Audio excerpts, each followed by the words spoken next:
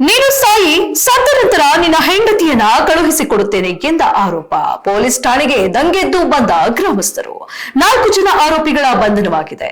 ಕಲಘಟಗಿ ಶಿಗಿಗಟ್ಟಿ ತಾಂಡಾ ವ್ಯಾಪ್ತಿಯಲ್ಲಿ ನಡೆದ ಮನಕಲಕುವ ಘಟನೆಗೆ ಸಂಬಂಧಿಸಿದಂತೆ 4 ಆರೋಪಿಗಳನ್ನ ಪೊಲೀಸರು ಬಂಧಿಸಿದ್ದಾರೆ.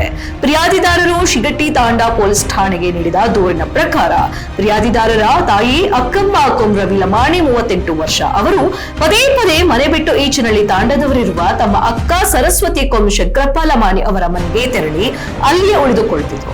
ಈ ಹಿನ್ನೆಲೆಯಲ್ಲಿ ಫಿರ್ಯಾದಿದಾರರ ತಂದೆ ರವಿ ನಿಂಗಪ್ಪ ಲಮಾಣಿ 40 ವರ್ಷ ಅವರು ದಿನಾಂಕ 17/1/2026 ಬೆಳಗ್ಗೆ 10 ಗಂಟೆಯ ಸುಮಾರಿಗೆ ಈಚಿನಳ್ಳಿ ತಾಂಡಕ್ಕೆ ಪತ್ನಿಯನ್ನು ಕರೆದುಕೊಂಡು ಬರಲು ತೆರಳಿದ್ದಾರೆ.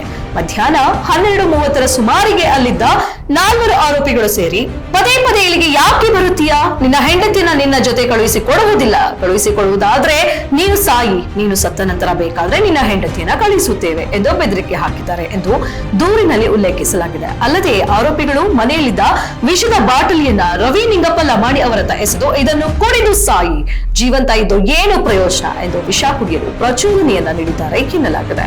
ಇದರಿಂದ ಮಾನಸಿಕವಾಗಿ ನೊಂದ ರವಿ ನಿಂಗಪ್ಪ ಲಮಾಣಿ ಅವರು ವಿಷ ಸೇವಿಸಿದ್ದು ತಕ್ಷಣ ಅವರನ್ನ ಹುಬ್ಬಳ್ಳಿ ಕಿಮ್ಸ್ ಆಸ್ಪತ್ರೆಗೆ ದಾಖಲಿಸಲಾಗಿದೆ.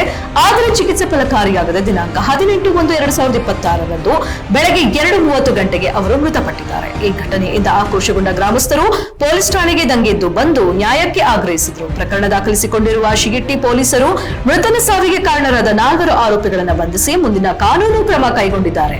ಘಟನೆಯ ಕುರಿತು ಹೆಚ್ಚಿನ ತನಿಖೆ ಮುಂದುವರೆದಿದೆ ಎಂದು ಪೊಲೀಸರು ತಿಳಿಸಿದ್ದಾರೆ.